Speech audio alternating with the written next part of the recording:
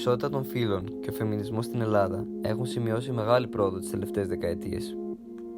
Αν και βάσει του νομικού πλαισίου οι γυναίκες απολαμβάνουν τα ίδια δικαιώματα με τους άντρες, απομεινάρια μιας ισχυρής πατριαρχικής ιστορίας και πολιτισμού συχνά αναδεικνύουν συμπεριφορές που μπορούν να αποδειχθούν επικίνδυνες για τις γυναίκες. Στα τέλη του 2018, μια νεαρή φοιτήτρια, η Ελένη Τοπαλούδη, βιάστηκε, βασανίστηκε και δολοφονήθηκε. Αυτό το γεγονός, συγκλονιστικό για το ευρύτερο κοινό, πυροδότησε ένα νέο φεμινιστικό κίνημα και απέτηση μεγαλύτερης ευθύνης από το κράτος σχετικά με τα ζητήματα των γυναικών. Ωστόσο, καθημερινές πρακτικές θέτουν ακόμη τις γυναίκες σε κίνδυνο. Τον Σεπτέμβριο του 2020, ένας συμμετέχων στην ελληνική έκδοση του Big Brother, μιας εκπομπής που παρακολουθεί τη ζωή των συμμετεχόντων καταγράφοντας κάθε κίνησή τους, ενέκρινε βιασμό ζωντανά στην τηλεόραση, επισημαίνοντας περαιτέρω τα ζητήματα που αντιμετωπίζουν οι Ελληνίδες καθημερινά.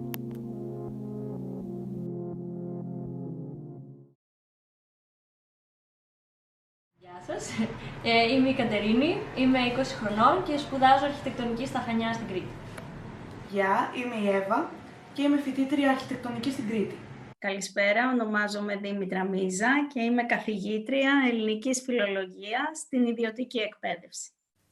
Ονομάζομαι Παγανοπούλου Έλληνα, είμαι 20 χρονών και σπουδάζω στο τμήμα Χημείας στο ΕΚΠΑ και βρίσκομαι στο δεύτερο έτος της φοιτησής μου. Γεια, είμαι η Βασιλική και είμαι φοιτήτρια αρχιτεκτονική στα Χανιά στην Κρήτη.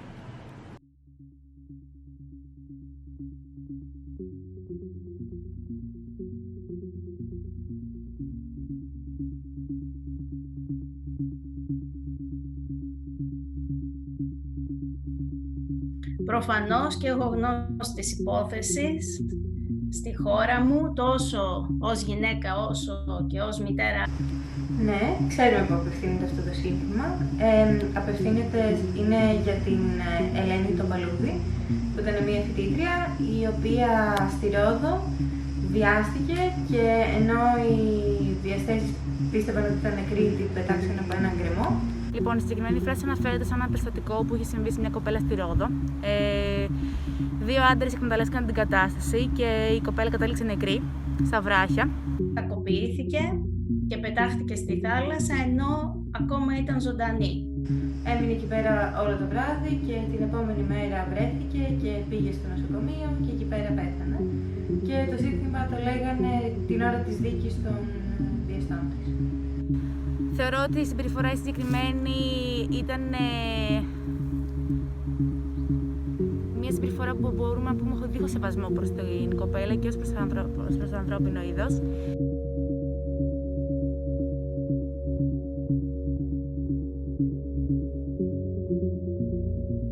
Πιστεύω ότι αυτό το γεγονός έγινε πολύ γνωστό γιατί οι γονείς το πάλεψαν πάρα πολύ γι' αυτό, ώστε να ακουστεί το τι συνέβη στην κοπέλα.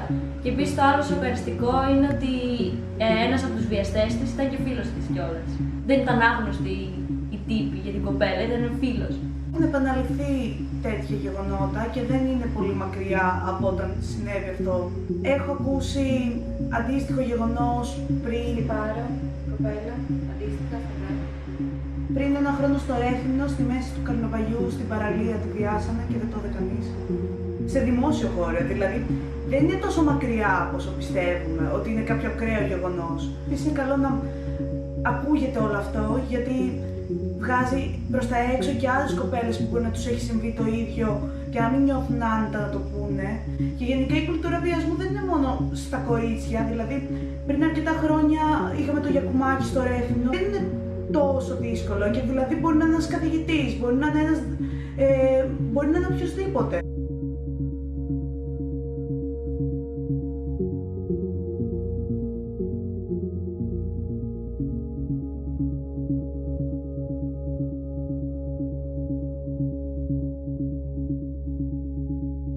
Νομίζω ότι στην Ελλάδα η σεξουαλική παρενόχληση των ανδρών προς τις γυναίκες είναι συχνή Είναι ένα γεγονός που πλήττει την Ελλάδα. Υπάρχουν πολλά καθημερινά γεγονότα που αποδεικνύουν ότι υπάρχει δίπλα μας. Βέβαια, ο καθένας το βιώνει διαφορετικά και στις συνθήκες που βρίσκεται υπάρχει διαφορετική αντιμετώπιση. Να την τραβήξει, να την ακουπήσει, να της επιτεθεί. Δυστυχώς, πολλά από αυτά δεν κατακρίνονται ούτε από την οικογένεια, ούτε από τις παρέες και ειδικά από τις παρέες των αγοριών μπορεί να θεωρηθεί και μαγιά. Επιπτώσεις για το ίδιο το θύμα, παραδείγματος χάρη δυσκολεύεται στην έβρεση εργασία. Η κοινωνία μας δεν το κατακρίνει όσο θα έπρεπε.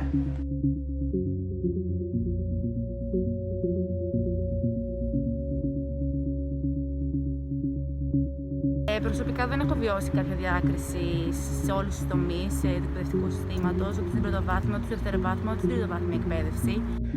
Ναι, εγώ πιστεύω ότι υπάρχει αυτή η προκατάληψη. Π.χ. για παράδειγμα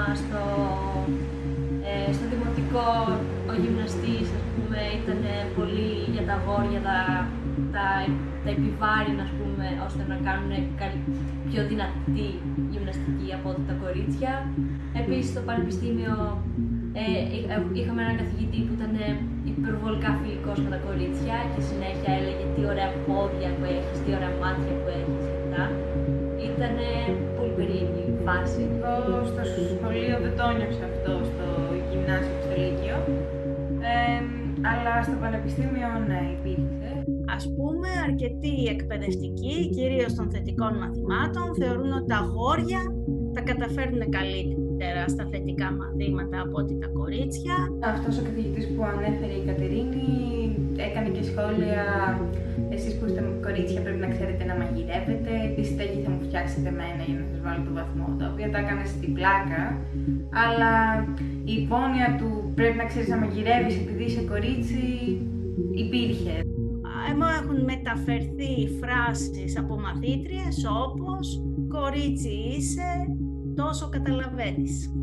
Πιστεύω ότι κυρίως ευθύνεται γι' αυτό η ηλικία αυτού του ανθρώπου, γιατί από νέους καθηγητές αυτό δεν το έχουμε βιώσει τόσο πολύ.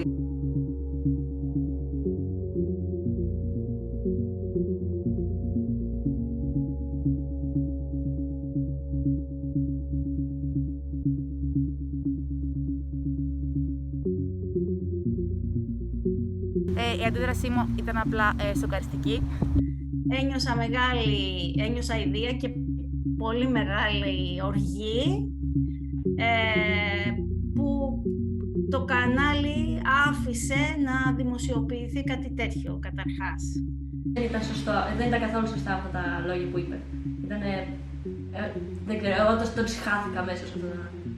Αυτά τα λόγια που είπε ο συγκεκριμένος άντρας, θεωρώ ότι είμαστε το 2020 και δεν δικαιολογούνται να λέγονται αυτά τα πράγματα, γιατί η γυναίκα δεν αποτελεί, το σώμα βασικά μιας γυναίκας δεν αποτελεί ένα αντικείμενο ή ένα κομμάτι κρέας.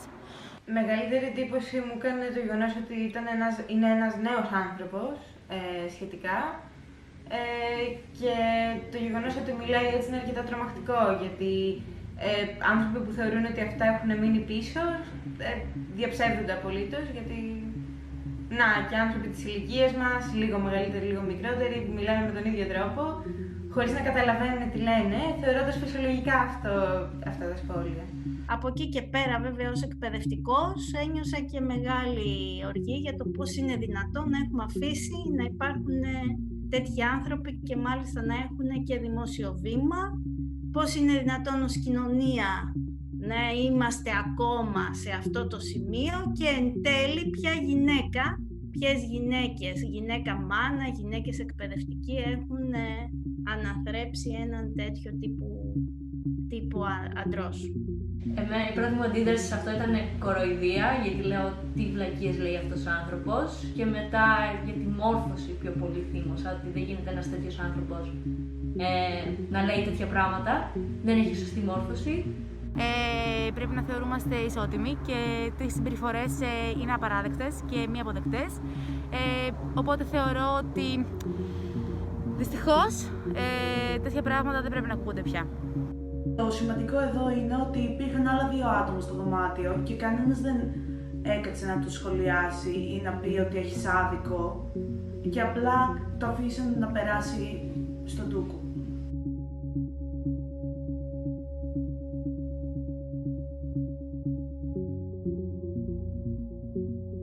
Νομίζω ότι δεν ήταν αρκετές, ήταν μόνο προς την κατεύθυνση της επιβολής κυρώσεων, νομικών κυρώσεων για να αποφύγει το ίδιο το κανάλι άλλες νομικές κυρώσεις, να καλύψει δηλαδή σε επίπεδο τυπικό τα θέματα του, να μην έχει θέματα, σε επίπεδο ουσιαστικό δεν ήταν σωστή αντίδραση, έπρεπε να γίνουν και άλλα πράγματα, να απολογηθεί, να ζητήσει κάποια συγγνώμη, ακόμα και να διακοπεί το εν λόγω πρόγραμμα, το οποίο νομίζω ότι δεν έχει διακοπεί.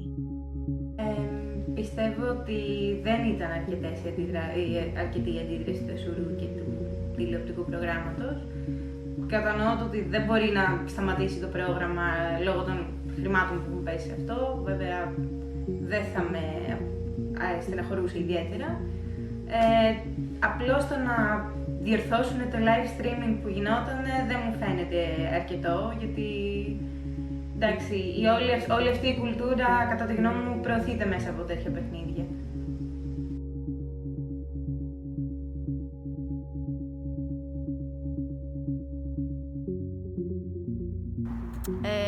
Η ασφάλεια είναι ένα συναίσθημα το οποίο δημιουργείται όταν ζεις σε ένα περιβάλλον που στο εκπέμπει. Ωστόσο στην Ελλάδα, σαν γυναίκα, δεν νιώθω ότι υπάρχει αυτή η ασφάλεια, γιατί συνεχώς υπάρχουν κρυφές ματιές ή κρυφά βλέμματα από άντρες οι οποίοι μπορεί να είναι απλοί περαστικοί στον δρόμο. Για παράδειγμα, μπορεί να στάσει και εσύ να ακούς τη μουσική σου και άλλος, ξέρω εγώ, μια κοπέλα να φοράει μια φούστα και άλλος να σε κοιτάει τα πόδια σου ή να σε κοιτάει γενικά από πάνω μέχρι κάτω.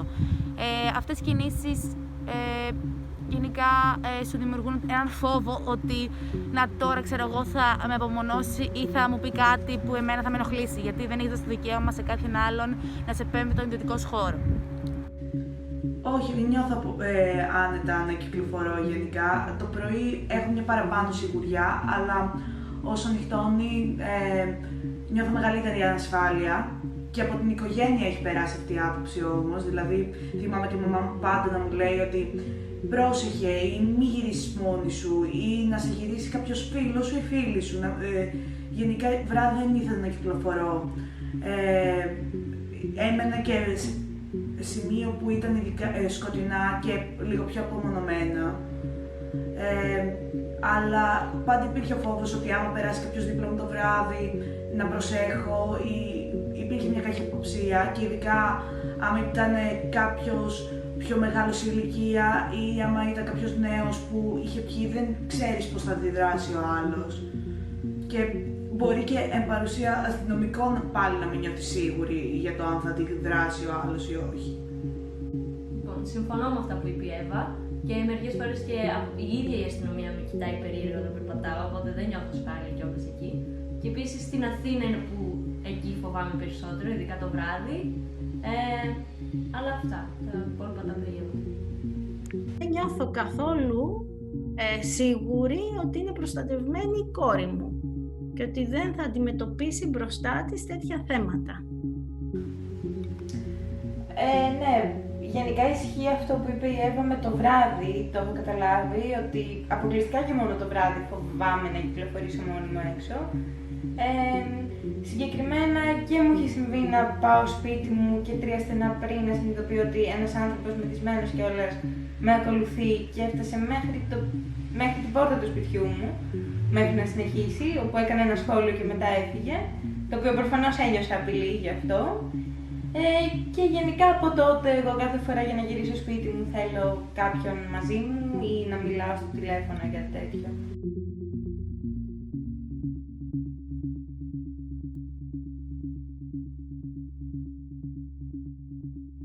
Εδώ και πολλά χρόνια η ελληνική κοινωνία το έχει κάνει αυτό και θα έπρεπε να έχουμε ξεπεράσει αυτή την κανονικοποίηση, τα στερεότυπα νομίζω ότι εννοείς, έτσι. Που ακόμα και σήμερα είναι θλιβερό ότι υπάρχουν και χρησιμοποιούνται για την εξυπηρέτηση συμφερόντων, κυρίως από τη μεριά του άντρα. Δηλαδή ακόμα και σήμερα υπάρχουν και λειτουργούν και οι ανθρώπινες σχέσεις με βάση την αρχή και το στερεότυπο ότι οι άντρες είναι το ισχυρό φύλο, έχουν δύναμη και εξουσία. Στους άντρες πρέπει να ανοίγεται ο δρόμος για να κάνουν καριέρα.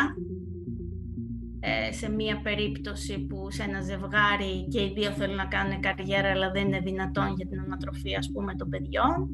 Υπάρχει το στερεότυπο επίσης ότι οι γυναίκες προκαλούν με την εμφάνισή τους πολλές φορές και άρα καλά τα παθαίνουν, ό,τι παθαίνουν, ή ότι χρησιμοποιούν την εμφάνισή τους για να αναδειχθούν. Γενικά στην νομοθεσία υπάρχει αρκετά ισότητα, έχει κατοχυρωθεί η ισότητα, αλλά όχι στην καθημερινή πρακτική. Όπως πολλοί άντρες στην Ελλάδα έχουν υιοθετήσει κάποιες συμπεριφορές ή έχουν υιοθετήσει φράσεις οι οποίες τις λένε για πλάκα, αλλά θίγουν το γυναικείο φύλο και πολλές γυναίκες αντί να τα παίρνουν στα πλάκα, τα παίρνουν στα σοβαρά, γιατί δεν είναι πλάκα πια στο 2020. Θεωρώ ότι συμπεριφορές όπως το να σου απλώνει άλλο το χεράκι στην πέση ενώ στο κλαμπ ή να σου λέει ξέρω εγώ ποιο είναι στην κουζίνα σου, έτσι για πλάκα, θεωρούνται προσβλητικές κινήσεις ή αντίστοιχα φράσεις, οι οποίες υποτιμάνε τις γυναίκες. Ο χρόνος έχει φέρει αλλαγές. Σε σχέση με την εποχή της μητέρας μου, σίγουρα είναι καλύτερα τα πράγματα, αλλά όχι σε σχέση με το επίπεδο του πολιτισμού που έχουμε κατακτήσει. Εκεί θα έλεγα ότι η εικόνα είναι απογοητευτική.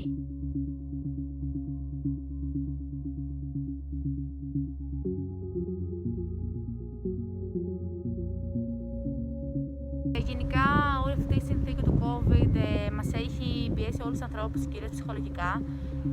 Αυτό μπορεί να φέρει την πίεση και στο σπίτι, όπου μπορεί να δημιουργήσει ένα κλίμα βίας και κυρίως λεκτικής απέναντι στις γυναίκες.